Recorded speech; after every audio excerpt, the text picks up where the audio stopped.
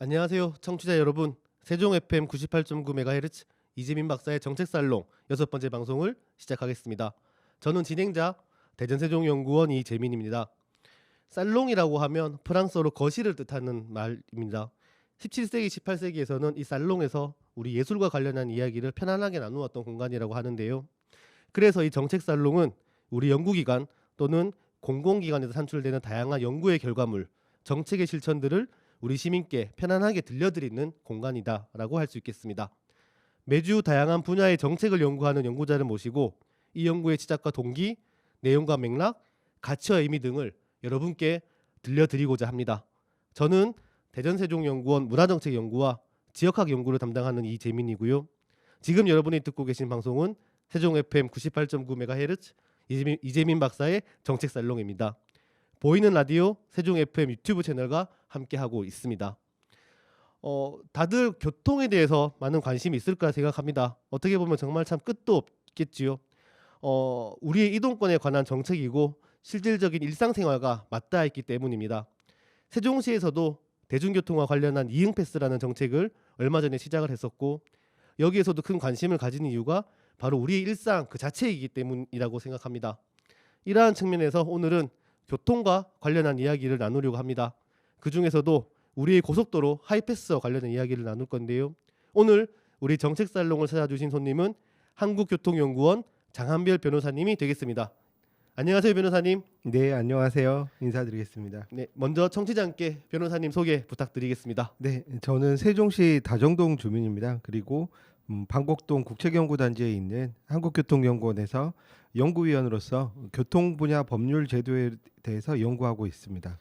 네, 변호사이시면서 또 연구자이시기도 한데요. 오늘 장한별 변호사님께서 정책살롱을 찾아주셨습니다.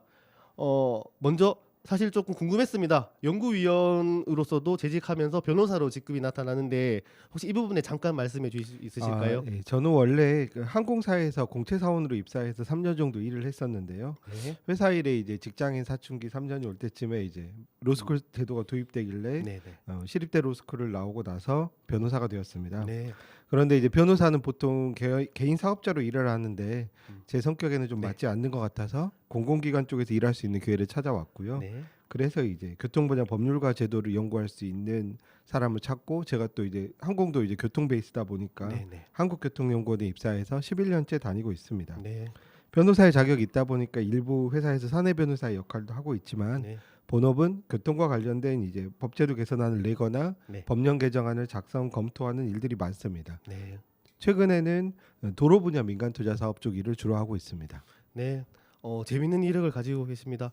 어쨌든 한국교통연구원은 세종시 저희 국책연구단지에 있는 걸로 알고 있는데 연구원에 대해서 잠깐 좀 말씀해 네. 주시겠어요? 우리나라가 경제 성장과 이제 인구의 도시 집중으로 도시 교통 혼잡이 극심했을 때가 1980년대 후반입니다. 네. 그래서 저희 한국교통연구원은 이런 1986년에 설립됐는데요. 네. 국가의 교통 물류 문제를 해결하는 이제 국책연구기관입니다. 네. 규모 자체는 저희 김영찬 원장님과 이제 340명 정도의 직원들이 근무하는 정도의 기관이고요. 네. 네. 교통공학과 도시공학 전공자들이 가장 많고 박사학위 소지자들은 약 100명 정도입니다. 네.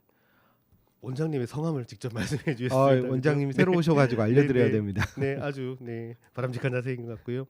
어떻게 보면 한국교통연구원은 매우 규모도 크고요. 그리고 한국 사회에서의 그런 교통 체계와 물류유통 문제를 이제 해결하고 그 방안을 주로 그리는 연구원이 되겠는데요. 오늘 변호사님께서도 이와 관련된 이야기가 될 것 같습니다. 그죠? 네네. 주제는 어떤 주제일까요, 오늘? 네, 저는 장애인과 국가유공자들이 고속도로를 이용할 때 뭐 100% 감면을 받거나 50% 감면을 받고 있는데요. 네, 네. 이런 하이패스 통행료 감면 제도를 제가 개선했던 연구 내용이 있었습니다. 네. 그래서 그 내용을 좀 소개시켜 드리고 싶습니다. 네. 시청자 여러분들께서도 운전을 하시는 분들이라면은 관심 있게 좀 들으실 내용 같습니다. 네. 그러면 짧게 한 7분 정도 말씀 네. 한번 부탁드리겠습니다. 네, 알겠습니다. 오늘 제가 말씀드릴 제도는 감면 대상자 하이패스 이용 방법 개선 방안 연구 사례입니다. 간략하게 제가 7분 정도로만 말씀드리도록 하겠습니다. 네. 우선 이 감면 대상자들에 대한 그런 통행료 감면의 근거 자체는 2001년에 들어갔고요. 네. 저희 연구를 시작하게 된 배경은 국정감사에서 이제 장애인분들이 지문 인식 방식으로 일일이 통행료 음. 감면을 증빙을 하고 이제 네네. 감면 받는 게 너무 불편하다. 그쵸. 우리도 네. 다른 사람들처럼 하이패스를 그냥 좀 편리하게 통과하고 싶다. 아니면은 하이패스 이용 안 하고 네. 그 톨게이트 차로 가가지고 본인의 이제 장애인 등록증 같은 걸 보여드리고 감면을 받아야 되니까 시간이 네. 오래 걸렸거든요. 네. 그래서 이제 국회에서는 그런 식으로 조속하게 개선을 하라는 요청을 해서 이제 한국도로공사에서 개선 방안에 대해서 이제 저한테 맡기게 됐고요. 그래서 연구를 수행한 지 1년 안에 바로 2022년 12월에 바로 정책이 시행됐을 정도로 빨리 정책으로 도입되다 보니 개인적으로는 좀 힘들었지만 보람이 많았던 과제였습니다. 네. 장애인분들이나 이제 다른 감면 대상자분들께서 주로 이제 불만을 토로하시는 원인을 제가 살펴보니까요. 네. 일반 하이패스 이용자들은 그냥 차량 구입했을 때 달려 있거나 아니면은 저렴하게 이제 단말기만 사가지고 카드는 뭐 편의점에서도 살 수 있으니까요. 그걸 그냥 부착만 하면은 하이패스 차로를 바로 이용할 수 있는데 왜 우리 감면 대상자들은 지문 등록까지 하고 그쵸. 이제 실제로 이제 도로를 이용할 때 4시간이 지나면은 또 다시 지문 인증을 해야 되거든요. 네네. 그러니까 그거를 잊어버리고 그냥 통과해 버리면 감면을 못 받는 겁니다. 그리고 이제 휴게소에 잠깐 가려고 화장실에 가려고 네네. 해서 멈추면은 정차했으니까 다시 이제 시동을 걸 때 또 아. 지문 인증을 해야 되는데 이게 네네. 무슨 음주운전자라서 이제 내가 네. 이제 한번 검사하는 것도 아니고 겨우 통행료 얼마 감면받기 위해서 네. 이렇게까지 해야 되자 불편하다는 게 많았고요. 차가 이제 감면 단말기 자체가 따로 있습니다. 네네. 그러다 보니까 내가 이제 중고차를 사면은 감면 단말기를 추가로 이제 구매를 해서 장착을 해야 되고 네네. 차를 팔 때도 그 감면 단말기에 대해서는 이제 가치를 인정받지 못하는 게 있었는데요. 물론 이제 한국도로공사에서는 이제 공익적인 목적에서 30억 원 정도 예산을 들여가지고 네. 감면 대상자들한테 이런 식으로 보조금을 지급하고는 있습니다. 네. 그런데 이 부분에 대한 비용도 있는 거고 또 지문 인식 방식을 취하다 보니까 네네. 이런 한계들이 할 수 없는 부분들이 좀 많이 있었습니다. 네. 그래서 제가 연구를 했는데요. 우선은 해외 사례를 조사했는데 네네. 해외 사례에서는 대부분 차량 기반으로 그러니까 장애인이나 아니면 국가유공자 등록 차량이면 그대로 그냥 감면시켜주는 방식이었고요. 네. 우리나라의 이제 다른 사례들을 보더라도 최근에는 점점 편리하게 해주기 위해서 이 사람의 차량 번호판만으로 감면을 해주고 있습니다. 우리나라의 뭐 감면 관련 제도들을 보면은 이렇게 보시는 것처럼 같고요. 생각보다 대상자가 많습니다. 280만 명인데요. 왜냐하면은 장애인이 우리나라의 등록 장애인 인구가 생각보다 많은데 그 부분은 이제 뭐 질병이나 아니면 신체 결손이 있는 분들만은 아니라 몸이 이제 불편해주신 분들은 뭐 암 환자라든가 중증 질환이면은 네. 장애인 등록이 되기 때문에 많으신 거고요. 그래서 전 국민의 한 10분의 1 가까이는 다들 이제 관계가 되는 문제라고 보시면 되겠습니다. 네. 그리고 장애인들은 고령자들도 많고 중증 장애인들도 많기 때문에 이분들이 좀 이용이 어렵지 않아야 된다는 저희 고민이 있었고요. 감면 대상자용 하이패스를 20년 가까이 이제 꾸준히 관리했는데도 불구하고 보급 이용률 자체가 한 45%에 그치고 있다는 것 자체는 그만큼 좀 사람들이 불편해서 이용을 그쵸. 안 하는 네. 것이었고요. 아까 말씀드린 대로 이런 사유들이 있었습니다. 네네. 그래서 이제 저는 연구자로서 한 4가지 방법을 생각했었는데요. 이런 4가지 방법들은 제가 이제 시간 관계상 전부 다 제 아이디어를 설명드리지는 못하겠지만 기본적으로는 감면 대상자 기반으로 하는 것과 차량 기반으로 하는데 그 중에서 이제 좀 더 부정 수급을 좀 걸러낼 수 있는 방법, 그 다음에 IT 기술을 좀 더 이용하는 방법으로 나눠가지고 네. 4가지로 말씀드릴 수 있고 나머지들은 제가 이제 자료를 공유를 할 테니까요. 네네. 천천히 관심 있는 분들은 보시면 좋을 것 같습니다. 그래가지고 전문가들의 좀 의견을 듣고 네. 결국은 이제 4번째 방법을 선택을 했습니다. 음. 왜냐하면 이 4번째 방법이 이용의 편리성이라든가 비용 부담이라든가 등록 절차의 재인증이라든가 이런 부분에서 제일 그 이용자들에게 편리한 방법이었는데요. 네네. 뭐 법률 검토나 아니면 그런 것들을 좀 거쳐가지고 충분히 의견을 듣고 저희가 만든 방법입니다. 그래서 이제 저희가 이제 연구자다 보니까 이런 식으로 결국은 이미 감면 단말기라는 제도가 있는데도 불구하고 네. 다시 또 이제 이런 식의 방식을 추가로 도입하는 것에 대해서 사회적인 편익이 어느 정도 되는지도 네. 분석을 했습니다. 그래서 이런 것 같은 경우는 이제 심사에 대한 행정비용, 부정을 잡아내는 비용까지 네. 고려를 해가지고 했고요. 그러다 보니까 만약에 이 감면 단말기 자체는 지문인식 기반이기 때문에 사실 이거를 부정 수급한다는 거는 거의 어렵습니다. 네. 그랬는데 이제 저희가 만든 방법은 아무래도 좀 더 편리해지긴 하지만 부정 사용 손실이 만약에 이제 좀 어느 정도 생길 수 있다는 거를 저희는 좀 판단을 했고요. 그랬을 때 이제 사안하고 사안 대안들 중에서 이제 부정 사용으로 인한 손실 비용을 줄일 수 있는 게 어떤 게 더 적은가 또 고민을 했었습니다.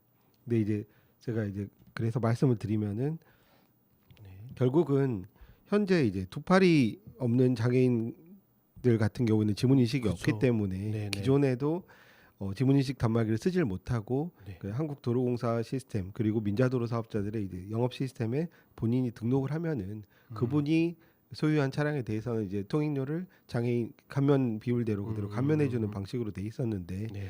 그 결국은 이런 방식에 기반해가지고 대신에 사람들이 어떻게 하면은 이런 감면을 부당하게 이제 못 받을 수 있으면서도 편리하게 할 것인가를 생각했었는데요.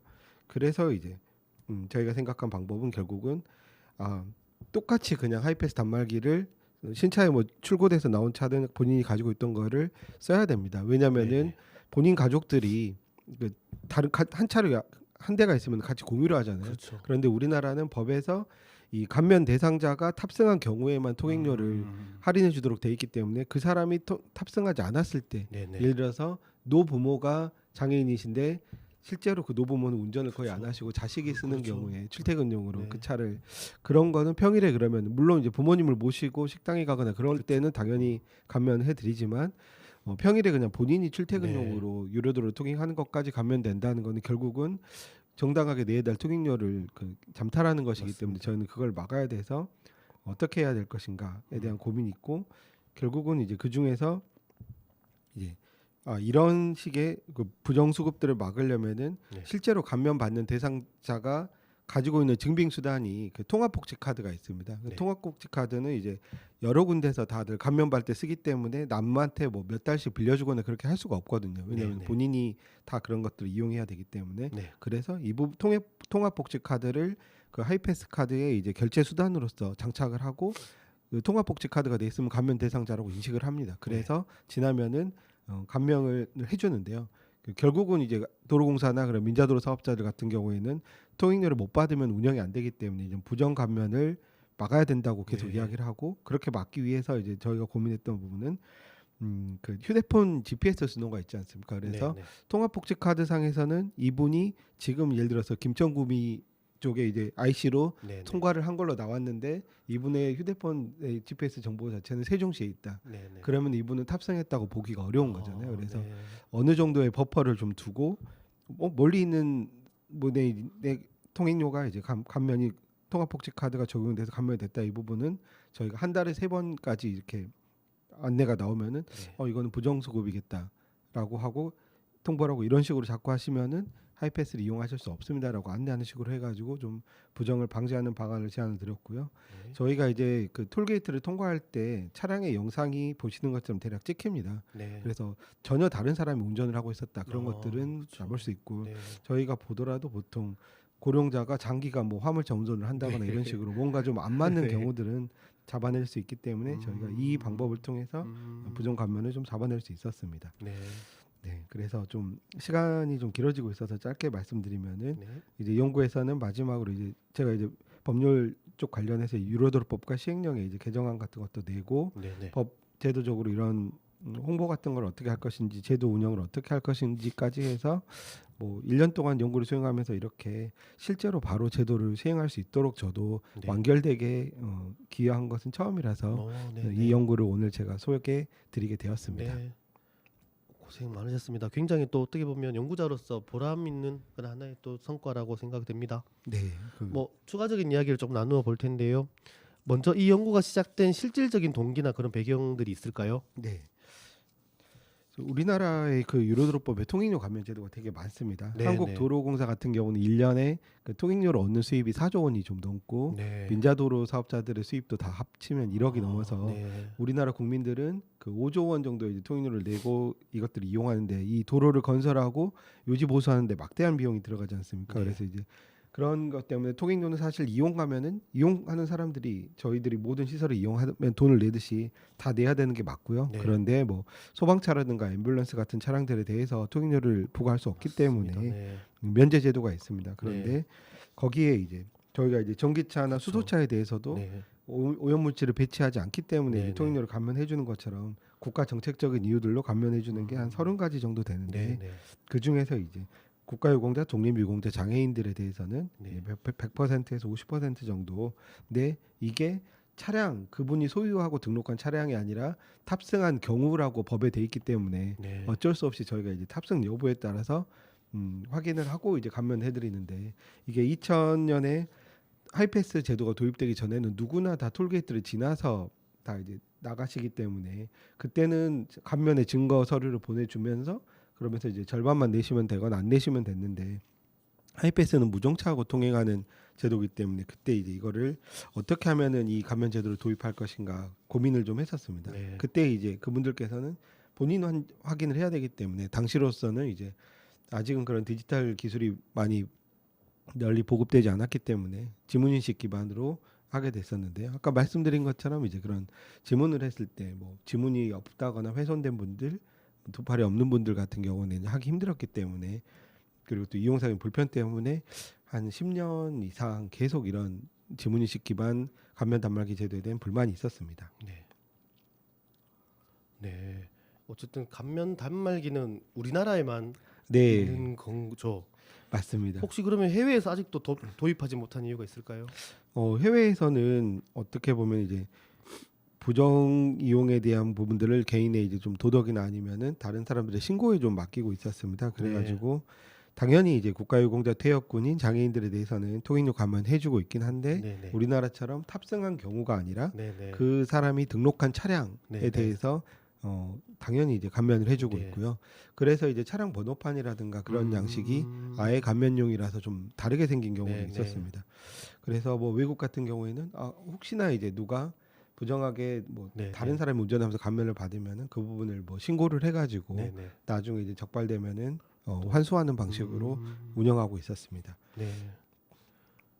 근데 이제 말씀드린 대로 우리나라에서는 네. 법에서 이제 탑승한 경우라고만 그렇죠. 돼 있기 때문에 네. 이걸 만약에 도로 운영자가 무조건 감면을 해주거나 네네. 얼마 되지 않는다고 그냥 네네. 이 부분에 대해서 추징을 하지 않으면은 네. 그 임무를 좀 게을리한 것이기 때문에 네. 어쩔 수 없이 이제 부정의 이용에 대해서 좀 엄격하게 네. 고민을 할 수밖에 없었습니다. 네. 어떻게 보면 우리나라에서는 그럼 여러 가지 상황들에 대해서 좀 이렇게 다 방안이 만들어져 있는 부분인 거죠. 네, 그죠? 맞습니다. 그래서 사실 네. 어떻게 보면 이용자들은 정당하게 이제 네. 다 최대한 이제 이 통행료를 납부할 수 있도록 고민을 더 많이 하고 네네. 정교하게 만들어졌다고 보시면 되겠습니다. 네네. 설문조사 결과가 조금 흥미로운데 그 이중 장착으로 하게 된 이유가 무엇일까요? 네, 예를 들어서 복수의 운전자가 있는 경우들인데요. 네네.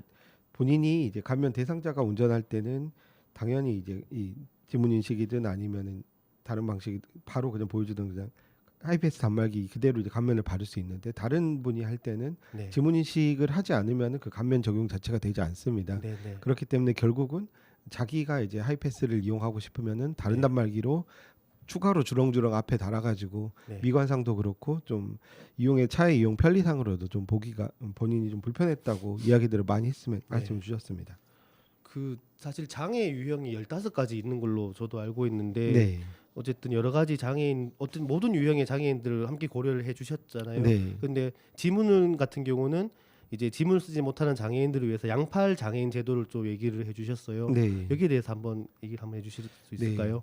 뭐 지문이 그러니까 영유아 같은 경우는 지문이 생성되는 시간이 36개월 정도 걸리기 때문에 네. 뭐그 전에 혹시 뭐 선철성 백혈병이라든가 그쵸. 이런 식으로 장애인 판정을 받더라도 본인이 이용할 수 없는 문제가 생겼었고요. 네. 그것도 이제 두 팔이 모두 없으신 분들 같은 경우에는 운전은 충분히 가능합니다. 네. 그분들께서는 이제 뭐 그런 적동 장치라고 해가지고 자동차 운전 보조 장치를 통해서 네. 핸들 조작, 브레이크, 가속 페달이나 뭐 변속, 방향 지시 등 다 할 수 있는데도 불구하고 감면을 받으려면은 이제 지문 인식이 불가능하기 때문에 이분들이 일일이 톨게이트에서 멈추셔야 되는 불편함이 있어서 네. 이 부분은 이제 이런 분들에 대해서는 한 115명 정도 저희가 연구할 때 계신 걸로 파악했었는데 네. 아예 전산 등록을 해가지고 자동으로 이제 통과하시면은 네. 감면되도록 받아왔고 대신에 이제 혹시 차주가 변경된다 그러면은 네. 다시 이제 등록하거나 등록을 말소하는 방식이었습니다. 네. 정말 촘촘한 많은 고민을 하셨던 것 같습니다. 오늘 이렇게 발제와 대화에 담지는 못하셨는데 혹시 하고 싶은 말씀이 네. 있으실까요? 이게 사실 뭔가 저희가 이제 세종 FM 구독자분들께 막 정책적으로 멋있거나 우아하고 그런 내용은 아니라고 볼 수 있는데 저는 실제로 우리의 행정과 정책이 정교하게 누수가 없게 돌아가는 게 이런 일이구나라는 맞습니다. 생각을 연구를 네. 하면서 했었고요. 네. 정책 성과가 개인적으로는 이제 1년도 되지 않아서 법제화가 되고 네. 결국은 이제 제가 했던 고민들이 그 280만 명의 그런 어떻게 보면 감면을 맞습니다. 받으실 수 있는 네. 분들이 네. 기존보다 더 편리한 방식으로 감면을 받고 네. 그러면서도 도로 운영자들은 부정 감면으로 인한 그 우려를 해소할 수 있었던 게 제 국책연구기관에 일하는 연구자로서의 네. 보람을 느낄 수 있는 일거리였습니다. 네. 그리고 뭐 제가 최근에 이제 언론 자료를 좀 파악해 보니까 네. 네. 제도 개선 전에는 이제 감면 단말기의 장착률이 한 45% 정도였는데요. 네. 최근에는 이제 통합복지 카드만 그 일반 단말기에 넣으면 되니까 네. 60% 초반으로 올라왔다고 많이 하더라고요. 올라왔네요. 네, 그래서 아직 2년도 지나지 않았는데 네. 이렇게 15%나 올라온 거는 제가 생각한 방향이 좀 잘 네. 맞지 않았나 싶고요. 그리고 이제 도로공사 쪽에 제가 확인을 해보니까 아까 잠깐 말씀드린 것처럼 이제 반복적으로 3회 이상 이제 부정 휴대폰 GPS 정보와 그 통합복지 카드 인증 정보가 이제 불일치하는 위치적으로 좀 납득하기 힘들 정도로 불일치하는 경우에는 문자나 알림톡으로 안내를 하고 있다고 합니다. 그러면은 그분들이 어떻게 알았냐 그리고 아니면은 뭐 그냥 제가 좀 잠깐 이용한 거다 이런 식으로 하면서 네. 이러면은 이제 하이패스를 이용할 수 없겠구나라는 걸 깨달으셔가지고 네. 그런 식의 부정수급도 계도가 잘 되고 있다고 들었습니다. 네. 오늘 6번째 초대 손님이십니다. 오늘 방송에 출연해 주신 소감을 말씀해 주실 수 있으실까요? 네, 오늘 제가 했던 정책들을 이렇게 좀 말씀드릴 수 있어서 되게 보람이 좀 드는 것 같고요. 네. 이런 연구자로서. 그리고 저희 세종시가 전국에서 이제 각지에서 모인 38명들이 이제 38만 명의 시민들이 이제 살아가는 광역지자체급 도시인데 아무래도 이제 그런 도시 간의 도시민들의 정체성들을 이렇게 지역 공동체 라디오 방송을 통해서 네. 좀 만들어 주시는 그런 접착체 역할을 해주시는 분들을 네. 만날 수 있어서 개인적으로도 좀 뿌듯했습니다. 네. 사실 오늘 말씀해 주신 주제가 교통에서도 어떻게 보면 사회적 약자를 위한 맞습니다. 정책이라서 더욱더 의미가 있었던 그런 내용이었던 것 같습니다. 다시 한번 출연해 주셔서 감사의 말씀 드리고요. 저도 사실 개인적으로 아까 정체성 말씀을 해주셨는데 저도 세종시에서 뭐 지역의 정체성을 연구하는 뭐 세종 지역학 연구를 함께 하고 있습니다. 뭐 세종시도 워낙 교통이 좋은 도시잖아요. 그래서 뭐 사통팔달의 이런 특성을 살려서 하나의 또 정체성도 만들어질 수 있지 않을까라는 생각을 하게 된 그런 시간이었던 것 같습니다. 특히 이동권 같은 경우는 뭐 소외받는 사람이 없어야 된다고 생각을 하고 오늘 말씀해주신 이 같은 연구의 결과가 정책으로도 실천되었기 때문에 이런 것들이 충분하게 가능하게 또 만들어 주셨던 부분이 아닌가라고 생각이 좀 들었습니다. 앞으로도 우리 장한별 변호사님의 이런 연구와 한국교통연구원의 무한한 역할에 대해서도 큰 관심 부탁드리겠습니다.